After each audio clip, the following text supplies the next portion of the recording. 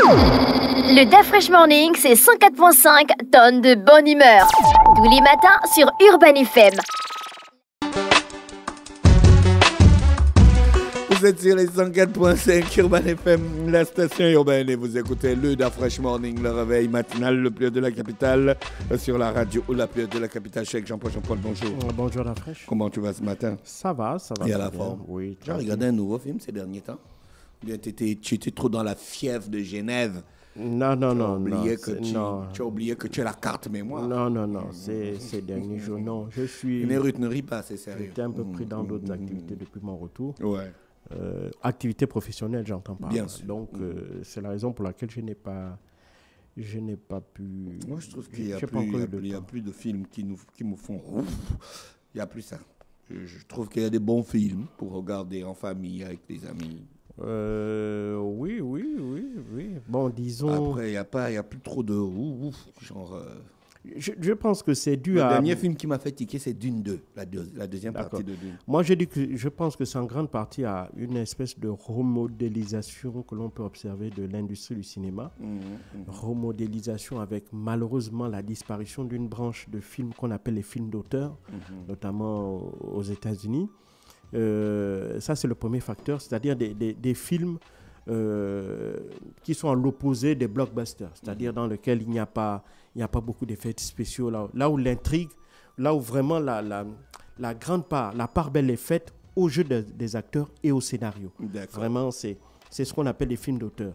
Ce sont des films à petit budget. Il y avait un festival qui s'appelle le Festival de Sundance, qui avait été créé justement par Robert Redford dans les années 60 et qui se faisait à San Francisco, parce que Sundance, c'est à côté de San Francisco. Et cette espèce d'Hollywood-là, entre guillemets, pas d'Hollywood, cette espèce de festival de Cannes, on pourrait dire, mais dédié au film de cinéma d'auteur, malheureusement aussi a perdu de son éclat pour toute une multitude de raisons. D'abord, le fait que le marché des blockbusters a été véritablement celui qui a phagocyté le marché hollywoodien. Si on regarde au cours des 10-15 dernières années, on va constater que pour l'industrie du cinéma, la part belle a été faite aux films qui pouvaient garantir beaucoup d'entrées. Et je pense qu'en la matière, Disney a été véritablement l'entreprise qui a tiré le plus son épingle du jeu, notamment par la suite en achetant les studios Marvel. Donc, ils ont beaucoup investi, ils ont beaucoup sorti de films qui ont rapporté énormément d'argent. Mais aussi, au cours des 2-3 dernières années, ils ont sorti beaucoup de films qui ont coûté beaucoup d'argent, mais qui n'en ont rien rapporté. Ouais. C'est la raison pour laquelle ils ont dû rappeler Bob Iger pour reprendre les commandes de Disney. Donc, si tu veux, il y a ce changement-là du modèle de production de films aux États-Unis. Et puis aussi, il ne faut pas sous-estimer un autre facteur, c'est la montée des autres films, d'autres industries. Moi, j'en vois principalement 3. Il y a l'industrie du film chinois, il y a l'industrie du film indien et il y a l'industrie du film nigérian. Ces 3 industries-là sont montées énormément en gamme en termes de qualité et en termes de diversité de scénarios, d'histoires, en termes de propositions. Donc, ce qui fait que ça a un peu grignoté, en quelque sorte, la part belle faite aux films américains. Et surtout, il ne faut pas aussi négliger l'arrivée de nouveaux acteurs dans l'industrie qu'on appelle les plateformes. Donc, quand vous prenez la combinaison de tous ces éléments-là, eh ben, on assiste à la situation actuelle du cinéma, d'où, pour moi, le fait qu'on n'ait pas l'impression qu'il y a des films vraiment qui émergent en termes de ressenti, en termes d'effet waouh, si on peut parler ainsi, c'est parce qu'aussi, on assiste à une espèce d'uniformisation du type de film que vous prenez sur les plateformes, que vous prenez les films ou les séries, que vous prenez aussi sur les films qui viennent d'ailleurs de Chine, d'Inde ou de Nigeria, où pour monter en gamme, ils se sont un peu adossés aux standards des films hollywoodiens. Et donc, c'est ce qui fait qu'on a comme une espèce d'uniformisation des films. Et donc, aujourd'hui, des films comme Dune arrivent à tirer leur épingle du jeu, ou des films comme Avatar, parce qu'ils ont une espèce d'authenticité qui les distingue véritablement des autres productions en termes de scénario et en termes de réalisation. Voilà. L'actualité internationale nous emmène où ce matin? Nous amène en France, où on va revenir sur le forum sur le vaccin qui s'est tenu à Paris. il faut savoir que ce sommet pour l'autonomie, si tu veux, vaccinale du continent africain a été co-organisé, notamment par l'Organisation mondiale de la santé et l'Union européenne. Alors, évidemment, au cours de ces assises, en fait, en quelque sorte, il s'agissait de réunir un certain nombre de politiques, donc des chefs d'État, de gouvernement, de ministres, de représentants d'organisations internationales telles que l'OMS, de réunir aussi des personnalités issues du monde de l'entreprise, du monde de la recherche, du monde de la philanthropie, parce qu'il y a la fondation Bill Gates aussi qui était représentée. Et donc, il s'agissait ici de réfléchir sur les modalités qui devraient permettre à accélérer, si tu veux, l'acquisition de vaccins pour le continent africain. Et donc, pour cela, il faut savoir que à peu près 10% des besoins en matière vaccinale sont couverts uniquement sur le continent africain, seulement 10%. Il y a 90% qui ne sont pas couverts pour deux raisons essentielles. La première, c'est que, les pays africains ne sont pas les détenteurs de ces brevets-là, et ces brevets sont protégés par des droits, et donc les États africains n'y ont pas accès. Ça, c'est la première. La deuxième chose, c'est l'absence d'outils de production sur le plan local. Il n'y a pas d'industrie, il n'y a pas d'usine de fabrication de vaccins sur le continent africain. Et un événement a été révélateur de cette situation, c'est les 2 années de Covid, où on a bien vu que lors de la mise en œuvre de vaccins, la part belle avait été faite aux États-Unis et aux pays de l'Union européenne pour ces deux raisons-là. C'est-à-dire que les entreprises pharmaceutiques étaient soit européennes, soit américaines. Et donc, comme les capitaux sont américains ou européens, donc, la part belle avait été réservée au gouvernement européen qui aussi, eux, avaient la capacité de pouvoir payer le prix des vaccins, d'acheter les vaccins au prix que les industries pharmaceutiques leur ont imposé sur le marché.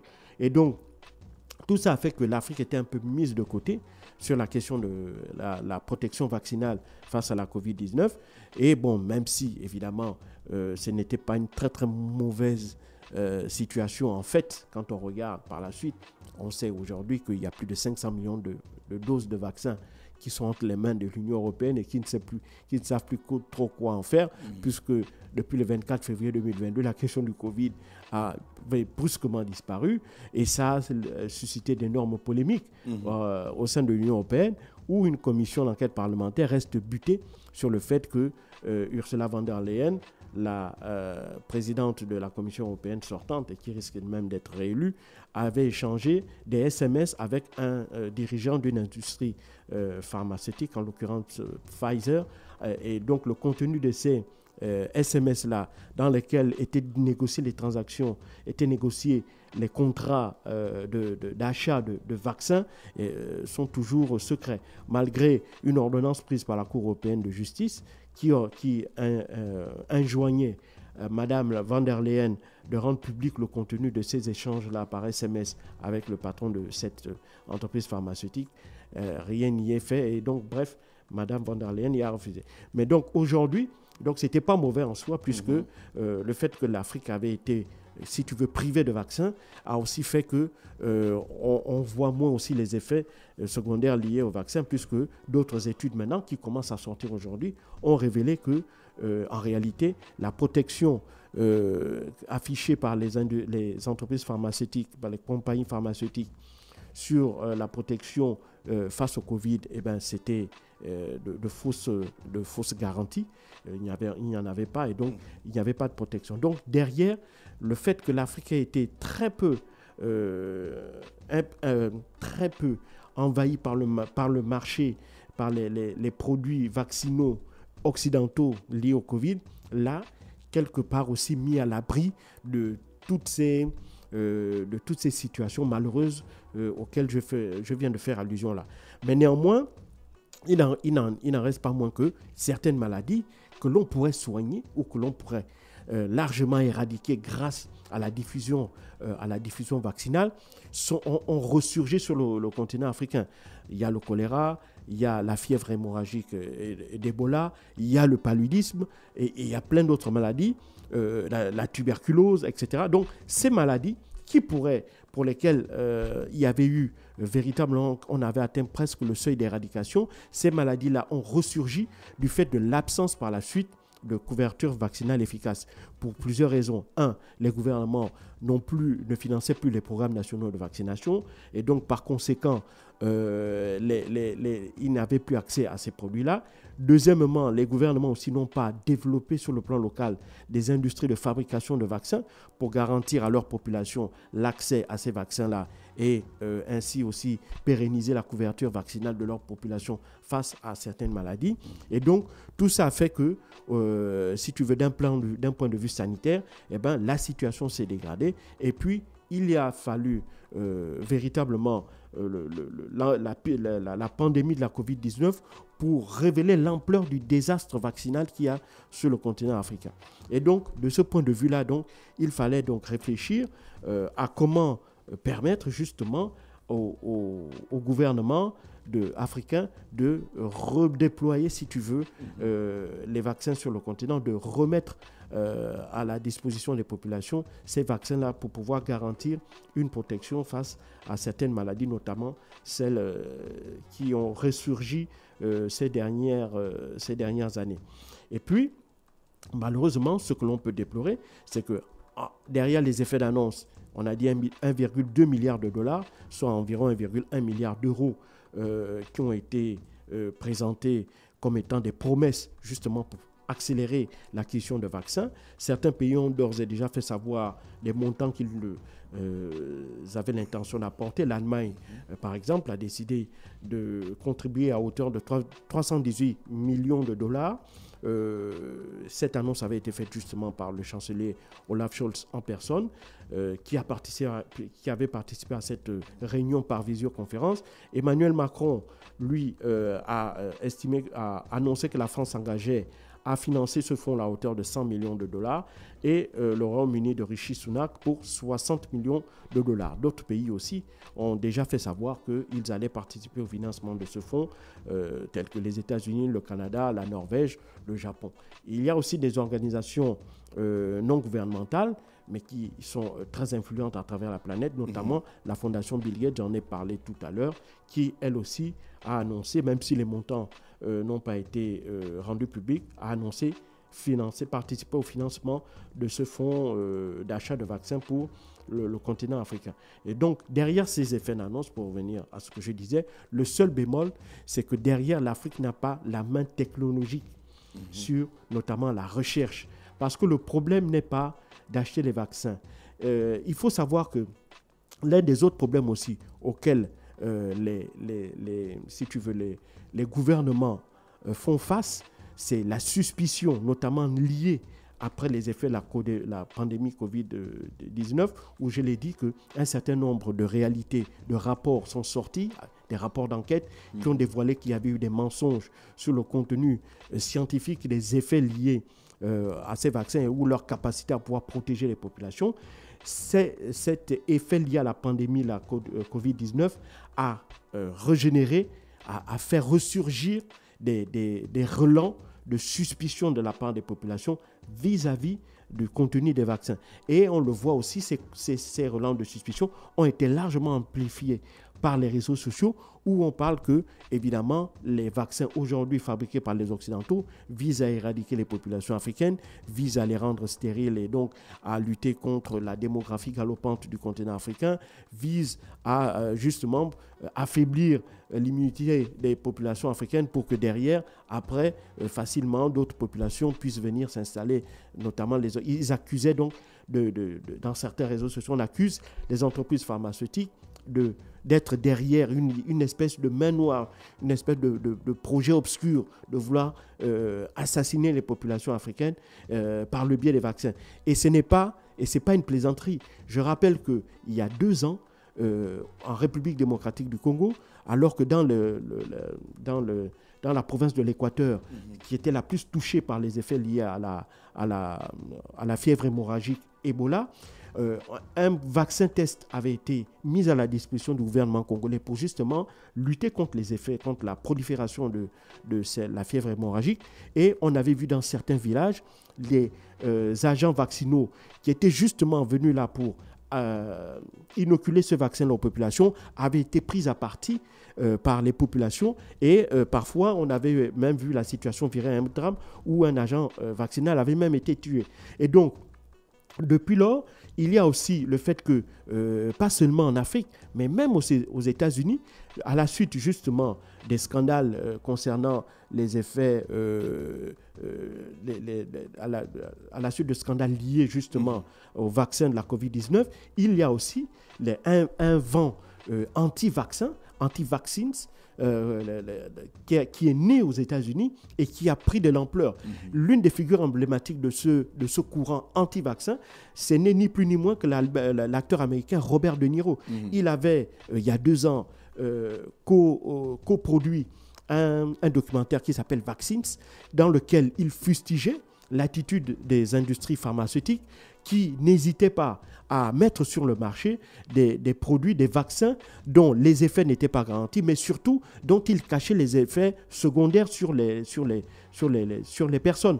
Et donc, cet effet-là a fait qu'aujourd'hui, aux États-Unis, même la question du vaccin fait que beaucoup de parents ne respectent plus, si tu veux, le calendrier vaccinal, comme nous, on l'impose à nos enfants ici, en fonction de l'âge, qu'il y a un certain type de vaccins qui sont obligatoires pour les enfants. Aux États-Unis, dans certains États, il est quasiment impossible d'inciter les parents à aller faire vacciner leurs enfants parce que, évidemment, derrière, il y a toute une propagande qui s'est faite et qui a fustigé, dans laquelle il est dit que les vaccins, bien au contraire, ne protègent plus contre les maladies, mais en créent d'autres dans le corps des personnes sur lesquelles il a été inoculé. Donc, ce problème-là fait que, derrière, il y a aussi des profondeurs de ce forum-là sur l'indépendance, si tu veux, le vaccinal qui s'est tenu à Paris. Certains profondeurs estiment qu'en réalité, comme l'industrie pharmaceutique du vaccin est un peu à l'arrêt dans les pays occidentaux, aux États-Unis et en Europe, du fait de tous ces effets combinés, là, surtout d'une espèce de perte de confiance de la part des populations vis-à-vis des firmes pharmaceutiques, et donc de moins en moins de personnes, de plus en plus de personnes rechignent à aller se faire vacciner, et donc de moins en moins de vaccins sont vendus. Et donc, les profondeurs de la Réunion de Paris estiment qu'en fait, c'est l'Afrique qui veulent que l'Afrique va devenir le nouveau terrain de ces entreprises pharmaceutiques en vue justement de relancer cette industrie qui est à l'arrêt en Europe et aux États-Unis. Et donc, pour cela, ils veulent uniquement transférer tout ce qui concerne la capacité de production, donc les usines de fabrication de vaccins, mais derrière, ce qui constitue même le vaccin, l'élément donc, l'élément donc scientifique, technique, ce qui entre dans le brevet, eh ben ça reste aux mains des Européens, des Américains. Donc, la conception des vaccins va rester en Europe et aux États-Unis, puisque ce sont ces entreprises pharmaceutiques qui détiennent les brevets, mais tout ce qui concerne la production et la distribution, eh ben, va se faire sur le continent africain. Et donc, justement, là, je pense que c'est un peu le bémol que moi j'observe. Je pense qu'on aurait dû faire le transfert jusqu'au bout, et je pense que les Africains auraient pu négocier cela. Bien entendu, même si on dit que l'Afrique n'a pas les capacités financières de le faire, je pense que c'est parce qu'on n'a pas suffisamment regardé autour de nous les exemples de pays. J'en avais fait même un post ici, j'avais parlé de Cuba, et j'avais fait toute une rubrique pour expliquer comment Cuba, ce petit pays-là, qui est sous embargo américain depuis 80 ans aujourd'hui, était le seul pays du Sud à avoir fabriqué son propre vaccin contre la COVID-19 depuis la conception jusqu'à la distribution. Alors, donc, ça veut dire qu'il est possible, avec de faibles moyens, de fabriquer, de concevoir, de produire et de distribuer son vaccin. Et donc, moi, je pense que l'exemple de Cuba doit être le modèle sur lequel doivent s'inspirer justement les pays africains qui, comme Cuba, disposent de moyens extrêmement limités, mais pour lesquels il n'y a pas eu suffisamment d'investissement, notamment en termes de formation du corps médical. Il n'y a pas suffisamment d'investissement pour les enseignants et chercheurs pour développer, si tu veux, tout le volet qui concerne la recherche médicale et notamment la recherche dans la conception de vaccins. Et là, je pense que les gouvernements, avec très peu de moyens, peuvent, sur le modèle cubain, reproduire cet exemple-là et parvenir enfin à fabriquer eux-mêmes leurs propres vaccins et donc être un peu les garants pour leur population locale de la qualité même de ce vaccin et donc aussi mettre un terme à cette espèce d'élan de suspicion qui pourrait planer sur ces futurs vaccins-là. Mais en l'occurrence, tel que c'est présenté, c'est-à-dire que si on ne développe que le pan de la production et de la distribution, la question de la question de la crédibilité ou de la confiance, notamment vis-à-vis des vaccins, n'est toujours pas résolue. Et ça, c'est une autre paire de manches. Merci Jean-Paul avec nous ce matin sur les 104.5 Urban FM, la station urbaine dans le Da Fresh Morning, le réveil matinal, le pilote de la capitale sur la radio, la pilote de la capitale. Le Da Fresh Morning, c'est 104.5 tonnes de bonne humeur. Tous les matins sur Urban FM.